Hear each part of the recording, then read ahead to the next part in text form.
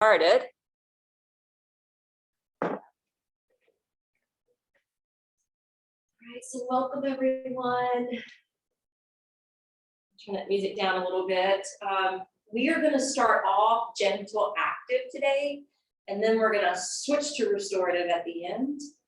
I want to start off by saying we began this week, Sunday evening, with a massive storm, that came through. And that storm was a little scary, actually. It was pretty fierce. And it reminded me of hearing, astrologically speaking, the energy of this month is supposed to be chaotic and kind of switching gears back and forth and taking 2 steps forward and feeling like you're sliding back, and some shocking revelations. And, it's supposed to be a little stormy, basically. So it made me think on Monday morning, I'm going to look up the not the tornadoes, but the volcanoes and the earthquakes. And when I was looking that up, there was a volcano that erupted in Indonesia. There was just in the last number of days, earthquake in Peru. And I'd heard about those, but then when I actually researched it, I was like, whoa, they showed a map and it had in red highlights where all the earthquakes and volcanoes had been just over the weekend. And there was a lot over the weekend. And that was another thing that was kind of predicted with astrology. And I saw this article that said in 2020, those type of things quadrupled. And I didn't see the statistic for 2021. I didn't go down the rabbit hole with the research. I just kind of briefly looked just out of interest. And it made me think about something that we've talked about before. And it's everything at a micro level is going to affect us or the world at a macro level. And anything happening in the world at a macro level is going to affect us individually at a micro level. Because there's this constant energy exchange. Everything is based on energy. And we have this saying in yoga, where attention goes, energy flows. So have you noticed, I've noticed, the more emphasis the news and people put on school shootings, the more shootings we have. The more emphasis you start putting on some political leader and not liking what they're doing, they're going to keep, it's going to continue to blow up. And if you think about all the general storms we've been through just in the last several years, the storms with the Me Too movement, the storms with the Black Lives Matter, the storms with the protests, the storms with the politics, the storms with all the division, the storms with the election, the storms with the insurrection, the storms with COVID, the storms with mandates, the storms with vaccines, the storms with traveling. And it just continues, and it's just like, it just keeps rolling. And so it's really important to remember that at the macro level, and all this attention being put on it is affecting us at an individual level. Equally, the way we're responding to it, and whether or not we're putting all this attention or whatever towards it, is going to affect us at the macro level. So personally, I feel like a lot of it's happening on purpose. I think they're trying to create this division. I think they're trying to create this massive discord. I'm a big believer in love over fear. And so I want us to be the eye of the storm, because that's what yoga is calling and asking us to do. Yoga is the neutralization of the agitations of the body. Yoga is the neutralization of the whirlpools of emotion. Yoga is the lessening of all the fluctuations occurring in the mind. And so if we can allow ourselves to move into the state of yoga, we can re-find our center, and we can be in a calm and more balanced and more peaceful state, so that we're not getting caught up in the chaos of the storm around us. And unfortunately, there's not as many people practicing yoga right now. I mean, just in this last week, I've seen 3 teachers make a post saying they're bowing out of teaching because of everything that's happening. And, that numbers aren't the same. And anyway, they're just completely diverting and going in a whole different direction. And studios have been closing and people aren't coming to practice, but we need this more than ever. So if we want to be the eye of the storm, think about the eye of a cyclone, the eye of a hurricane, the eye of a tornado is actually very calm and peaceful. And everything is erupting around it. And so I think it's very important going through these changes and moving into more change, and we don't even know what that's going to be, is to keep up this practice and keep up this discipline so that we can stay calm and serene ourselves. And that's the practice. And then whenever we feel pulled out of that, we use the tools and techniques to get right back into that. So that all happened Monday, and that's what my contemplative food for thought was a lot on Monday. And then Monday evening, I got a call from a new student. She's only been with me about 3 months. She got so hooked into yoga, she was coming 3 times a week.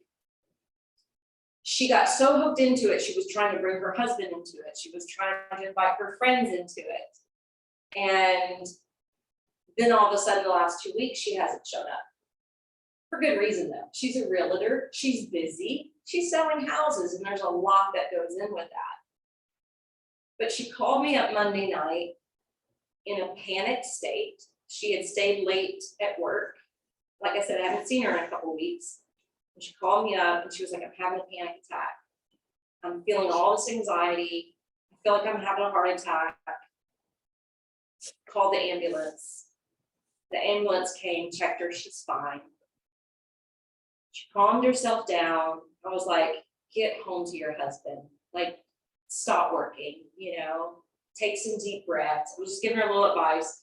She called me or texted me on her way home. She had to stop and get gas. She was like, okay, I'm almost home. Just wanted you to know I'm feeling better. Maybe my blood sugar drops. I'm getting something to eat right now. And then she's been fine since then. But something happened to create that inner storm, right? And then yesterday, I contacted a friend who was supposed to go have lunch. I was like, are we still having lunch today? And she said, no. She has her first performance Thursday night, and she hasn't sung in public for 2 years.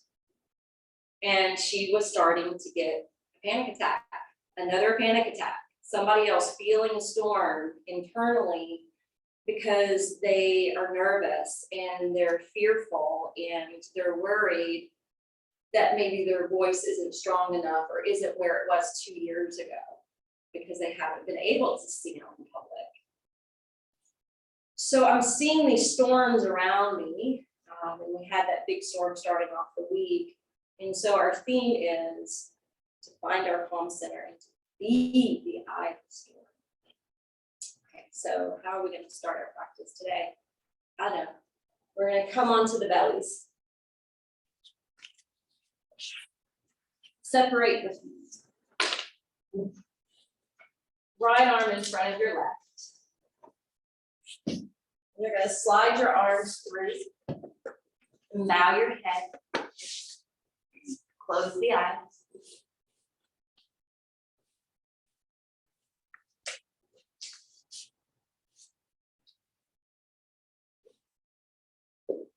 So think about when you're feeling your own inner storm, how we can get a little twisted and mangled emotionally and mentally.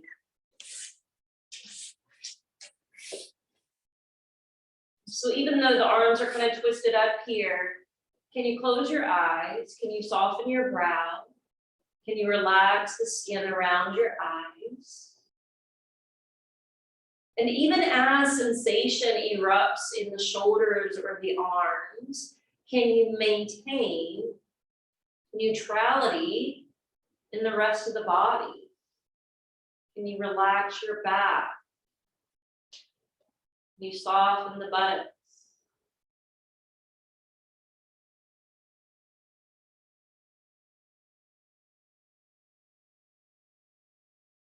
And then begin to micromanage your breath.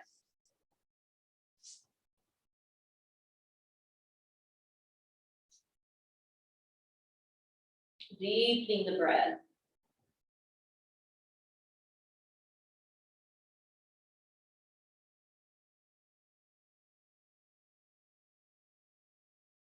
Sometimes in certain situations, the breath is all we have available. But creating a deep diaphragmatic breath is very calming to our system.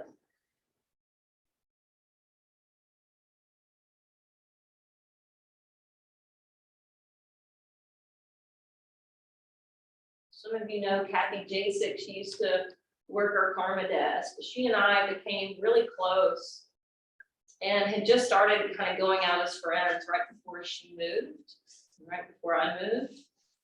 Except she moved all the way to Wisconsin. And she came through town yesterday and I was able to see her. She dropped by my house. We had lunch together. And at some point through our conversation, she said, you know, I haven't been able to keep up my yoga. I'll go through phases where I do it and phases where I don't. She says, I know you and so many other teachers are offering things online. She said, the first time I tried to do it online with you, I just sat and cried. And she said, so I'm using this other person. And she was talking about how special Half Moon was to her and how she misses it. And I didn't think much of it at the time, but after she left about an hour later, I became emotional thinking about that. And I even had a thought run through my head, what am I doing? Should I still be doing this? And then I realized it was the inner storm. That no, I'm exactly where I'm supposed to be and doing exactly what I need to be doing.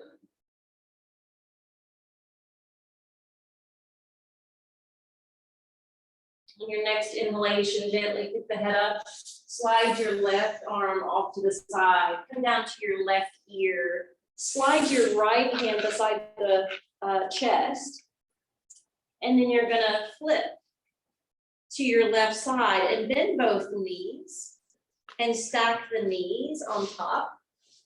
That's it, Sherry. Just push away from your right hand, roll to your left side.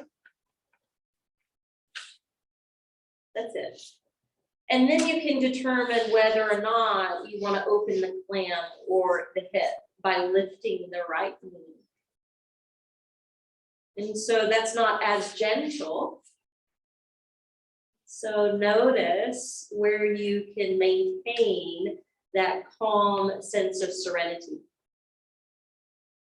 To be the eye of the storm.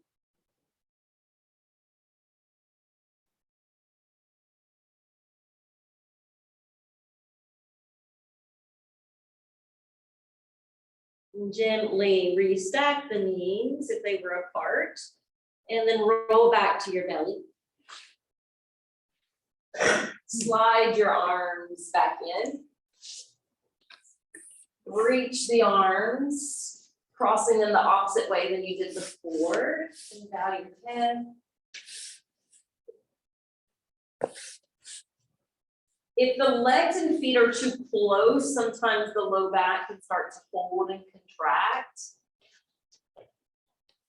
And if that's the case, try separating them. You can even wiggle and rock the hip side to side to loosen it up.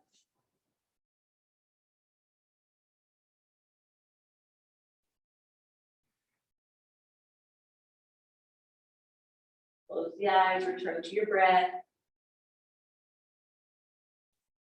Consider how storms have generally gusty winds. It doesn't matter if it's a snowstorm, a thunderstorm, or even a sandstorm. So let your breath be slow, smooth, rhythmic.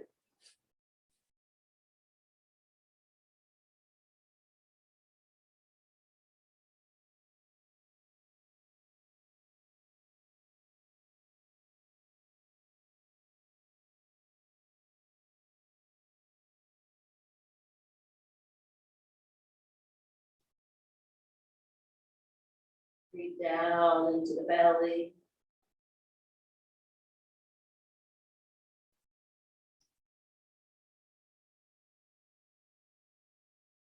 Slide your hands in closer, extend your right arm lower to the right ear. Left hand beside the chest so that when you flip to the right side, you can then bend your knees, stacking them one on the other. Or perhaps elevating the left knee to open the plant. So opening the hip will also deepen the stretch in that right shoulder. Feel how it's interconnected.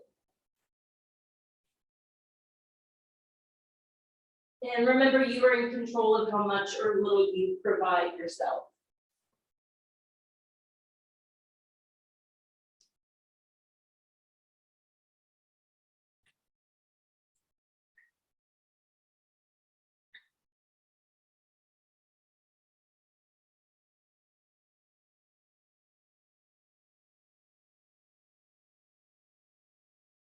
Close the gap between the knees, roll back onto the belly, onto your brow, and the hands are gonna stack right up underneath your chest and shoulders. And as you inhale, push up to a tabletop position. Stacking knees below hips, palms below the shoulders. As you inhale, you're going to open up to your cow tips. And as you exhale, you curl your toes, draw the navel in, and push up and back to downward facing dog. Inhale, you're going to drop the knees, sway the low back, lift the crown. Exhale, belly hugs in. And press back to downward facing dog. We're going to do one more of those.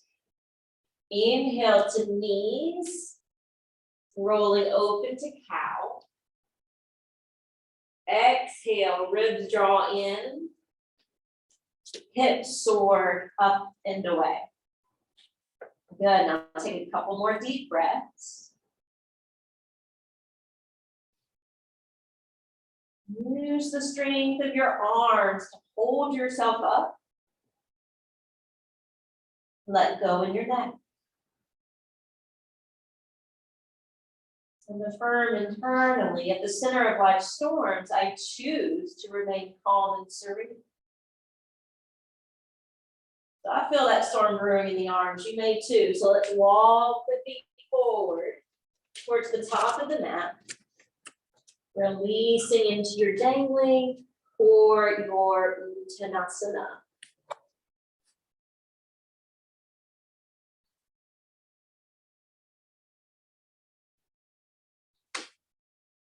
You may feel the eruption in the back of your legs. You may be experiencing it in your low back. Feel free to take any adjustments.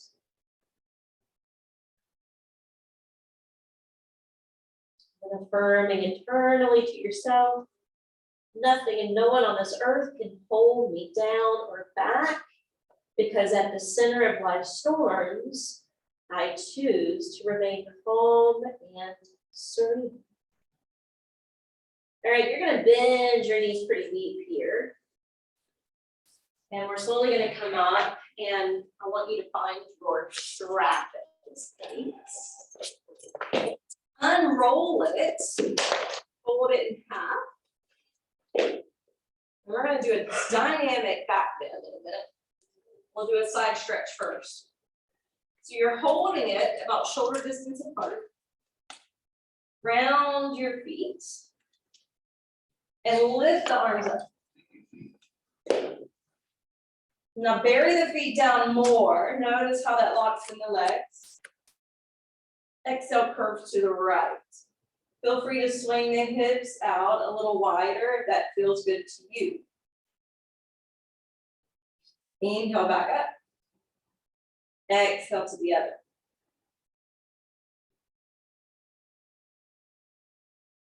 Inhale back to the top. Exhale, bring the strap behind the head. Okay, once you bring the head back, shift your thighs and hips forward, but lift through your side, waist, and floating ribs. Your chest will start to puff out, and then your arms are going to straighten up and out behind you, and you're curving through the spine, creating this dynamic back bend. And make sure you can still openly breathe. You want the breath to continuously flow so that we're not creating any agitation or storm in the mind or body. Now gently come up and release the strap down. All right, we're done with the strap. Lower that. Hands to prayer position. Inhale, let your arms sweep up. Gaze up. And exhale, bring it down to the standing forward fold. On your next inhalation, you're going to step it into plank. And from plank, you're going to sink the knees, untuck the toes, rock the hips forward, and keep your head up. Good. Exhale back to extended child's pose. Inhale, rock forward and up. Modified up dog. Exhale back to extended child. We're going to do one more of these. Inhale to up dog. Exhale to the counter here. And when you return to child's, just let your elbows sink to the floor.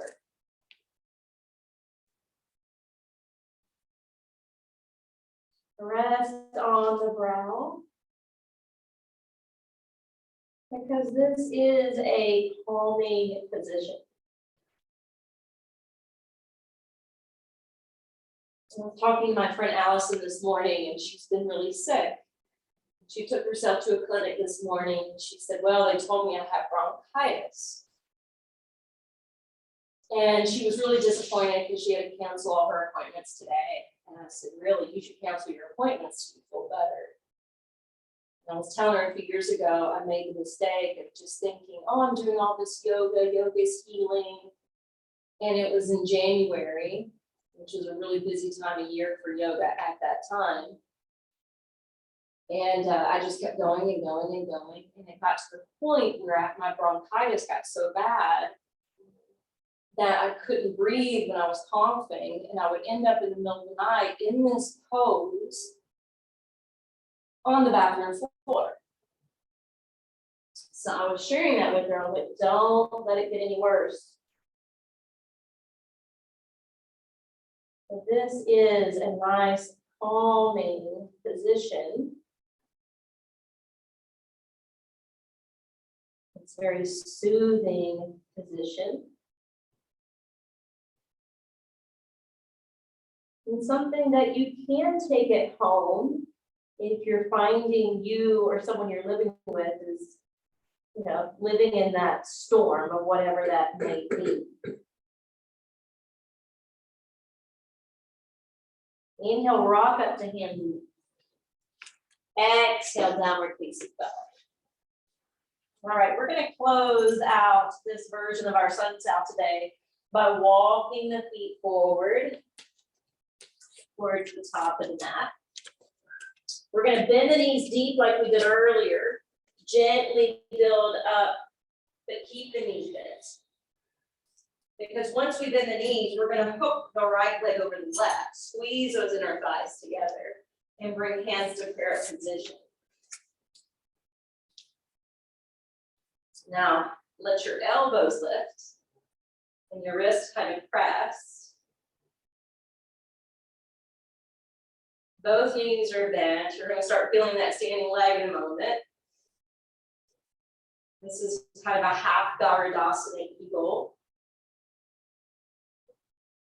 And the affirmation we've been using today is from this pose. At the center of life's storms, I choose to remain calm and serene. And then we'll uncross. Bend the knees. Left leg over the right. There is a fairly generous bend in the knees. Knees point fairly ahead. Inner thigh squeeze. If it's too difficult to keep the left foot on the floor, a block underneath is great. So perch on. Find something to gaze at with your eyes to maintain focus. And affirm to yourself, at the center of life's storms, I choose to remain calm and serene. Cross, lift up, flat the feet to the floor. We're going to spread the wings of the heart, which is the arms. And we're going to hook the right arm under the left. Intertwine them as much as you can. And instead of allowing the arms to flop into the chest, keep the elbows lifted. Yeah. See if you can fly the fingertips upward. You squeeze the elbows or whatever has contact together.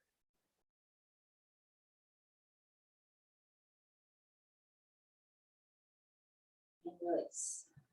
Spread your wings. And we'll take it the opposite way. Left arm under the right. Elbows as high as the top of the sternum. Molding the arms together.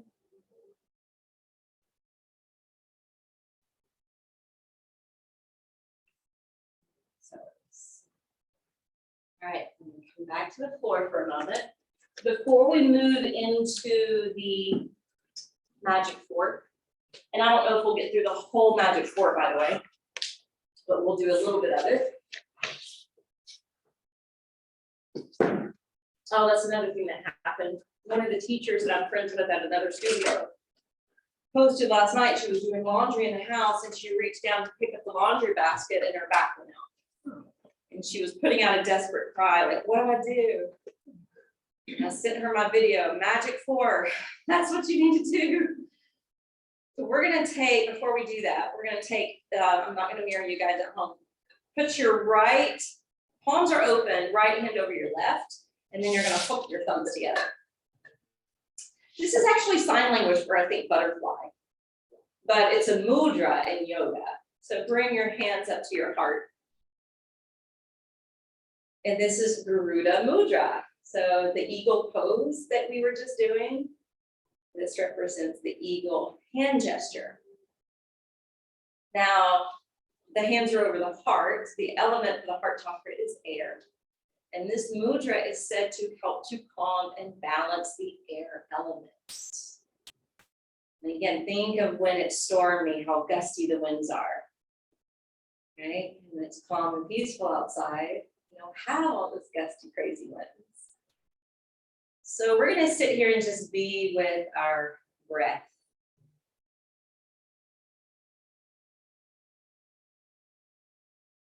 Focus on breathing in and out through your nose, letting it become as smooth as silk.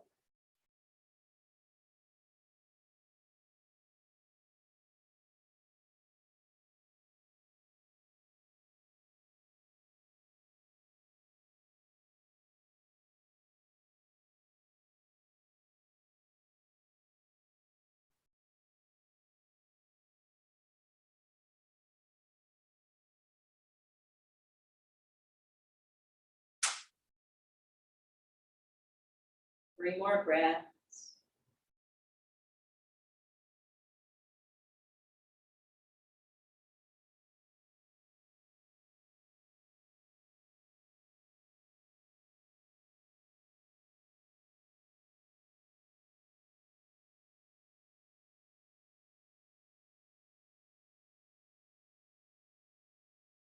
So I want you to just notice how comforting the hands can feel resting on the body.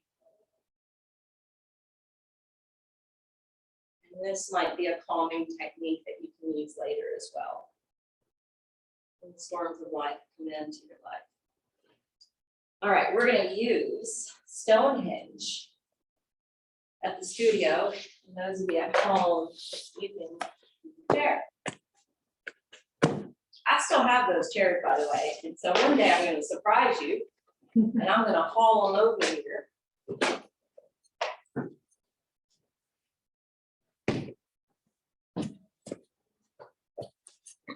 So make sure you have the thicker blocks so it's more stable. You want the thicker block? Yeah.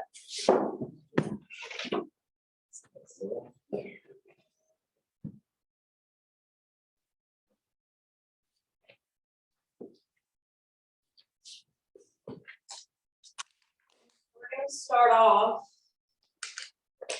with our legs propped up.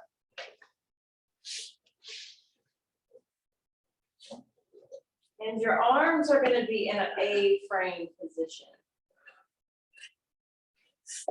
Shoulders down from the ears. Arms spanned away from the body, about 30 to 45 degrees, palms open. And if you want to place the towel to benefit from the aromatherapy, you can use it over the eyes.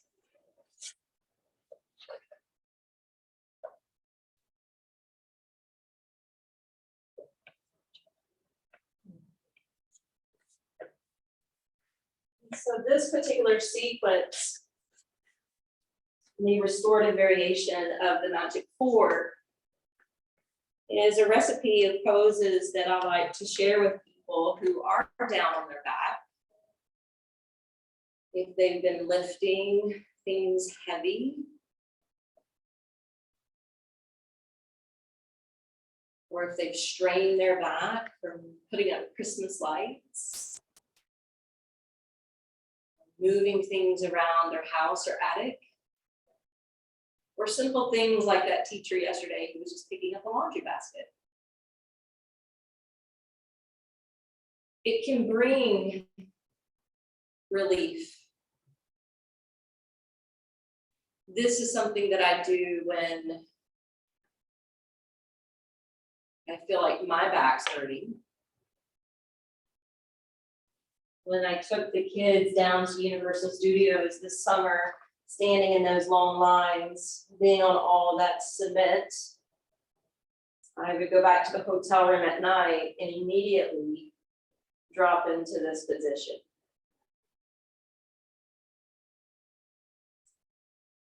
And if you pay attention, you can start to notice how the embedded tension and even the minor muscles start to slowly unravel.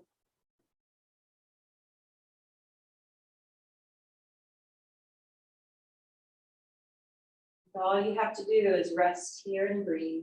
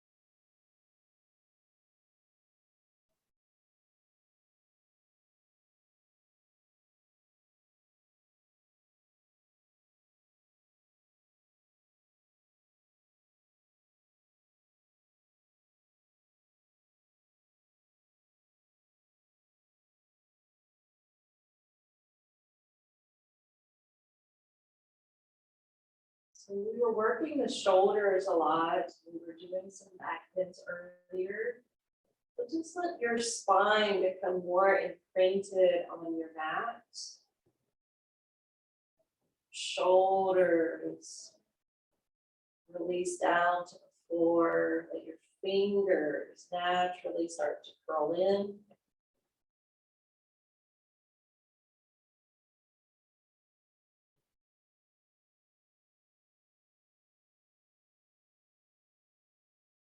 But you may notice some energetic occurrences in your hands and feet.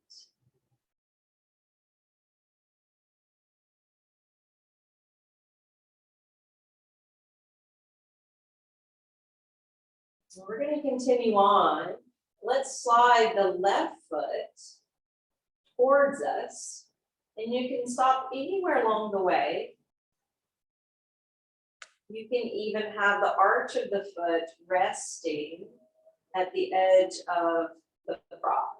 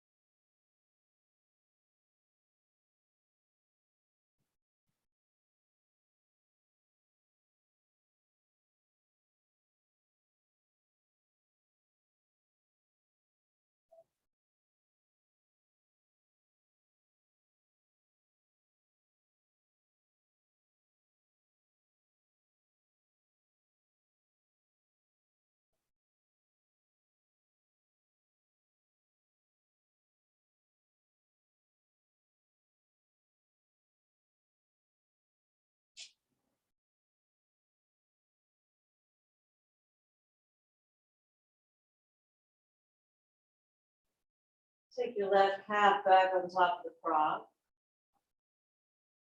Reset here.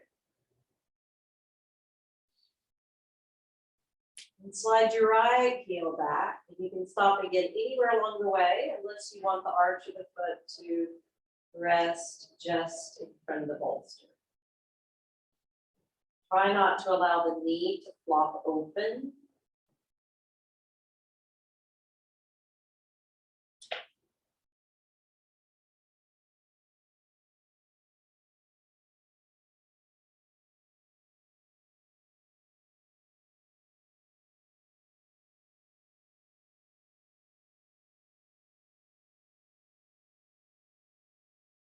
Notice how even though it's meant to be more restorative in nature, it almost has a yin-like element to it as well, because you can actually feel the sensation.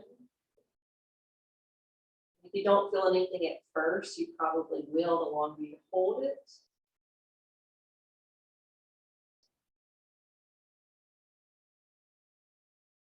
And clench the teeth, soften your tongue and your lips.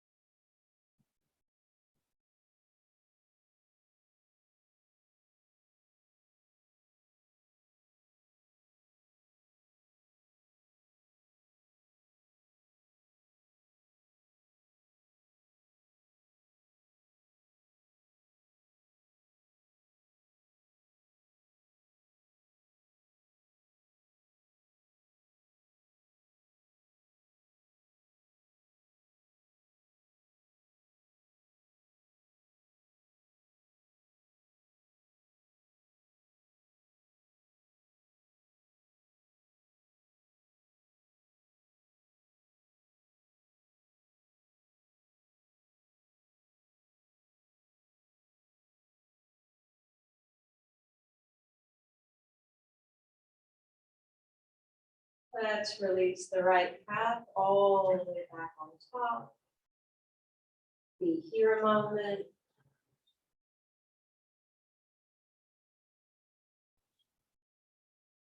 Now we're going to cross the left ankle over the right thigh bone. This time the knee is flopping open. You're going to feel a little heavier on the left side of your sacrum.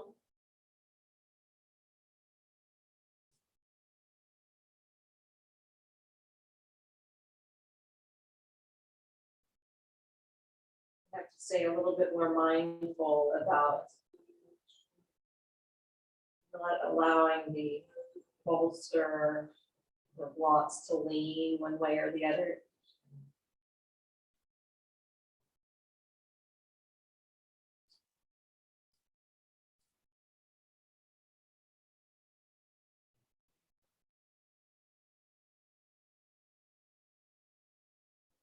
And just continue to pay attention because we're in the habit of always doing this pose in a more active way, but there's so much to actually benefit from doing less here.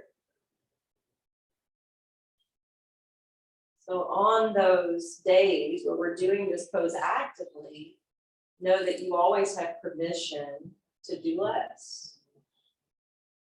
In that situation, the right foot would be on the floor, but you wouldn't be hugging in.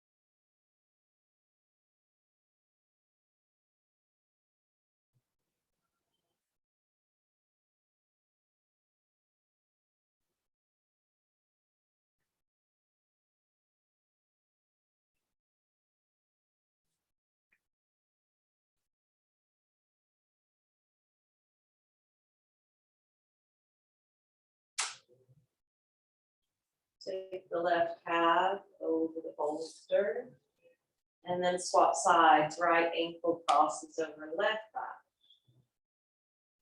Let the knee flop open.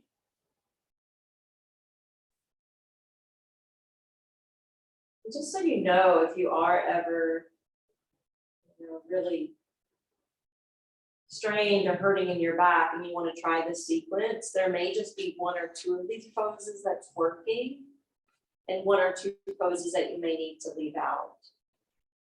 You may find that one side is more of what you need than the other, or you may need to hold these positions much longer than we are today.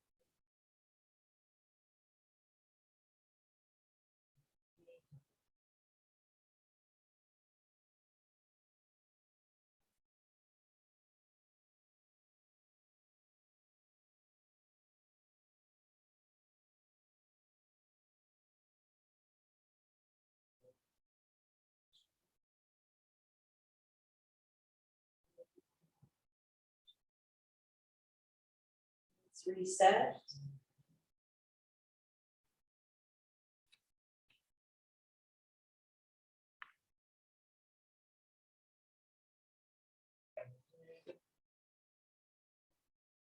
Now we're gonna take a twist. So if you float the legs off the bolster and just let them roll over to the right.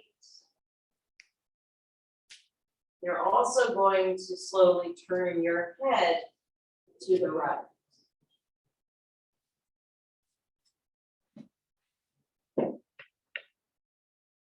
Don't worry if the Stonehenge props fall away.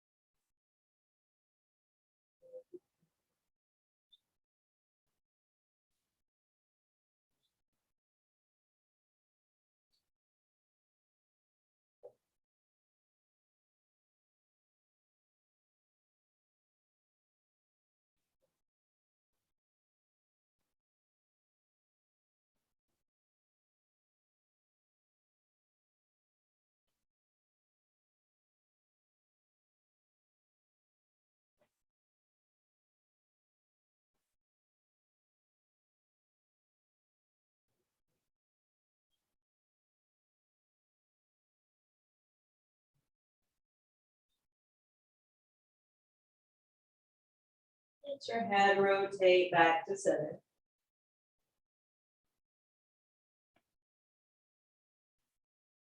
Now lift your knees and let your legs just soar over the props if they're still there. And take the knees over to the left side.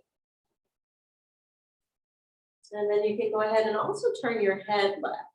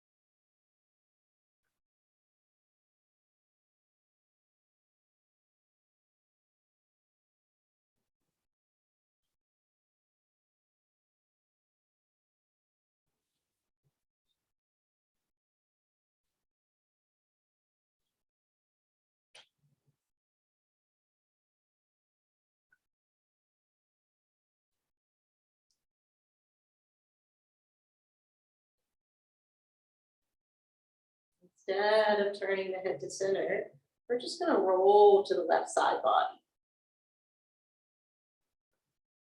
Tuck your left arm up underneath your head if that's okay. Be here in the side fetal position for a moment.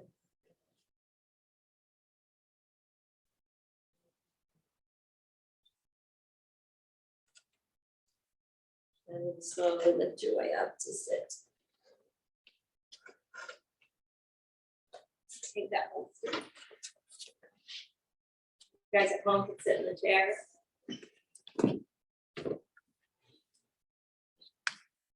Find a comfortable seat.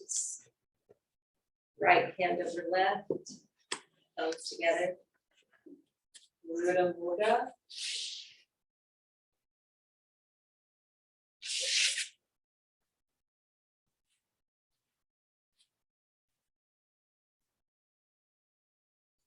Center and breathe.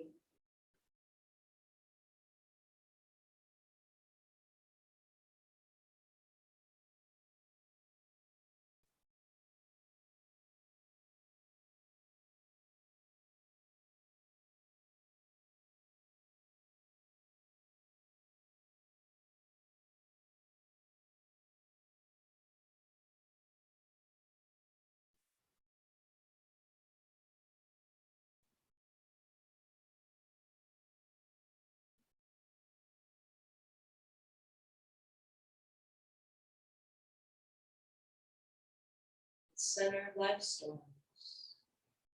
I choose to remain calm and serene.